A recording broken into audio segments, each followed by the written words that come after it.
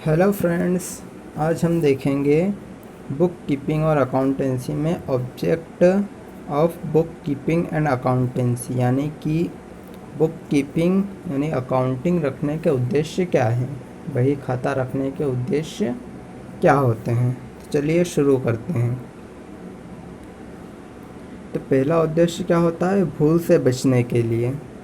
कोई व्यापारी या कोई व्यक्ति कितना भी चतुर या कितना भी होशियार क्यों ना हो, वह हर एक सौदे को याद नहीं रख सकता, क्योंकि हर व्यापार में बहुत सारे लेन देन होते हैं।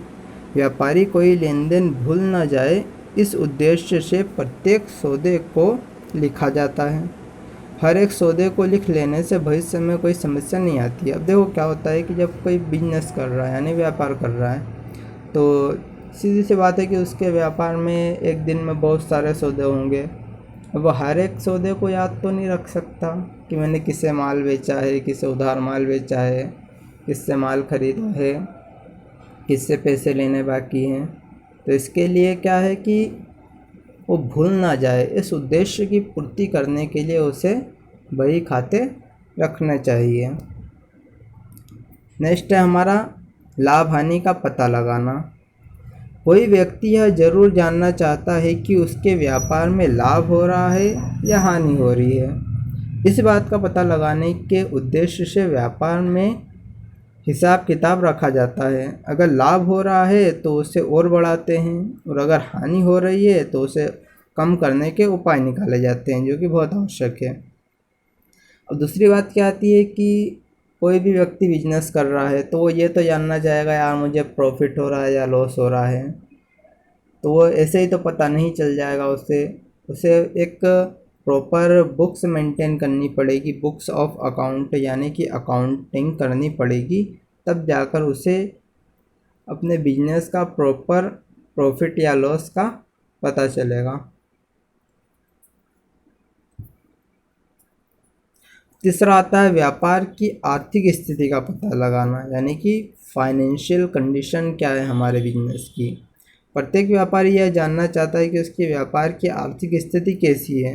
यह जानने के उद्देश्य से भी व्यापार में बही खाता एवं लेखांकन रखा जाता है। देखो क्या होता है कि हम लेखांकन में जो बैलेंस शीट बनाते हैं, अकाउंटिंग में बैलेंस शीट, वो हमारे व्यापार की आर्थिक स्थिति यानी कि फाइनेंशियल कंडीशन को बताती है। तो हमें क्या है कि अपने बिजनेस की फाइनेंशियल कंडीशन को पता करने के लिए बिजनेस में अकाउंटिंग रखी जाती है। नेक्स्ट है लेनदारों एवं देनदारों की जानकारी। कोई व्यापारी या कोई व्यक्ति कितना भी चतुर क्यों ना हो, हर एक सौदे को याद नहीं रख सकता है। बहुत बढ़िया। अगला आता है संपत्ति की जानकारी। देखो लेनदारों और देनदारों की जानकारी क्या होती है कि हमने जिसे उधार माल बेचा है तो वो क्या होगा, हमारा देनदार हो गया। और अगर हमने किसी से उधार माल खरीदा है तो वो क्या होगा, हमारा लेनदार हो गया। तो हमने कितनों से उधार माल खरीदा है, कितने लोगों को उधार माल बेचा है, इन सब की जानकारी के लिए हमें क्या है, बुक कीपिंग रखनी पड़ती है। पांचवा आता है संपत्तियों की जानकारी। प्रत्येक व्यापार को सुचारू रूप से चलाने के लिए यानी ठीक से चलाने के लिए कुछ संपत्तियों को खरीदा जाता है, जैसे कि भवन, बिल्डिंग्स, फर्नीचर, वाहन, मशीन, कंप्यूटर आदि। इन सब संपत्तियों की जानकारी के लिए बही खाता रखा। देखो अब जाए कि हम कोई भी बिजनेस देखते हैं तो उसमें कुछ संपत्तियाँ होती है, जैसे कस्टमर को बैठाने के लिए फर्नीचर भी होता है, कंप्यूटर भी होता है, कुछ वहाँ गाड़ियाँ भी होती है, कुछ बिल्डिंग भी होती है। तो इनकी वैल्यू कितनी है, और इन पे हर साल डिप्रिसिएशन भी लगता है, तो इनकी वैल्यू कितनी कम हो रही है, इन सब बातों का पता लगाने के लिए बिजनेस में हम क्या है, बुक कीपिंग एंड अकाउंटिंग का यूज़ करते हैं। नेक्स्ट है नकदी की जानकारी। बही खाते में हिसाब रखने से हमें इस बात की जानकारी मिलती है कि हमारे पास नकदी रुपया कितना है, बैंक में कितना है, तथा हमें ग्राहकों से कितना रुपया मिला है।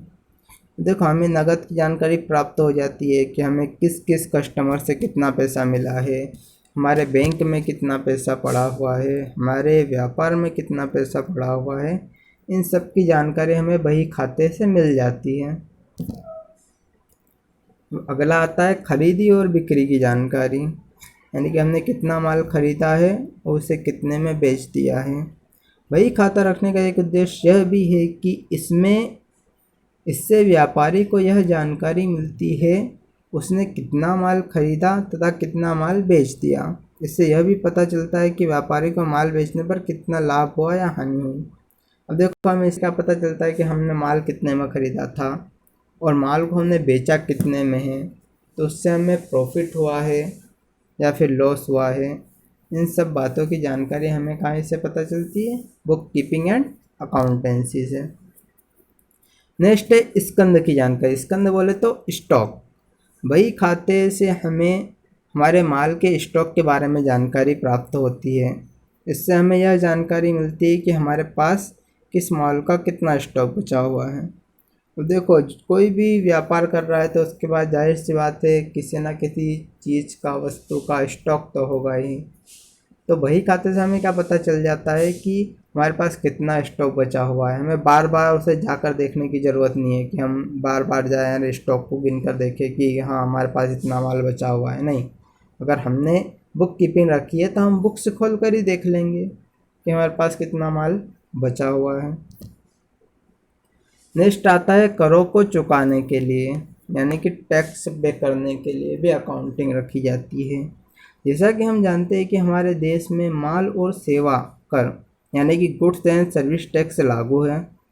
प्रत्येक व्यापारी को जिस वस्तु का वह व्यापार कर रहा है उस पर नियमों के अनुसार कुछ प्रतिशत माल एवं सेवा कर देना पड़ता है तथा आयकर इनकम टैक्स भी सरकार को देना पड़ता है। इन करों की गणना करने के लिए बही खाते में हिसाब किताब रखा जाता है। अब देखो आजकल क्या चल रहा है, जीएसटी चल रहा है। तो जीएसटी का कैलकुलेशन करने के लिए हमें हिसाब रखना ही पड़ता है, क्योंकि हम ऐसे ही उसको कैलकुलेट नहीं कर सकते हैं। एंड हमें फाइनेंशियल ईयर के एंड में यानी कि वित्तीय वर्ष के अंत में हमें सरकार को इनकम टैक्स भी देना पड़ता है प्रत्येक व्यापारी को। तो उसका भी कैलकुलेशन किसके आधार पर होता है? बुक कीपिंग के ही आधार पर होता है, यानी कि अकाउंटिंग जो हमने हिसाब किताब रखा है उसी के आधार पर हमें गुड्स एंड सर्विस टैक्स भी पे करना पड़ता है और उसी के आधार पर हमें इनकम टैक्स भी पे करना पड़ता है। नेक्स्ट है तुलना करना। हम बही खाते की सहायता से जो वित्तीय विवरण यानी कि फाइनेंशियल स्टेटमेंट बनाते हैं उनसे हम अपने व्यापार के लाभ या हानि की तुलना पिछले वर्ष के लाभ या हानि से कर सकते हैं।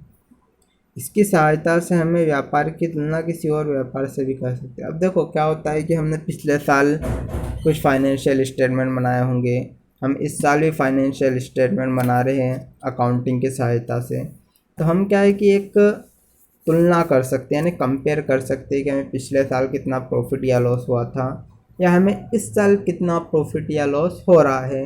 हम अपनी तुलना किसी और बिजनेस से भी कर सकते हैं कि उसे कितना प्रॉफिट हो रहा है, हमें कितना हो रहा है। तो ये सब हम किसकी सहायता से कर सकते हैं? सिर्फ और सिर्फ अकाउंटिंग की सहायता से ही कर सकते हैं।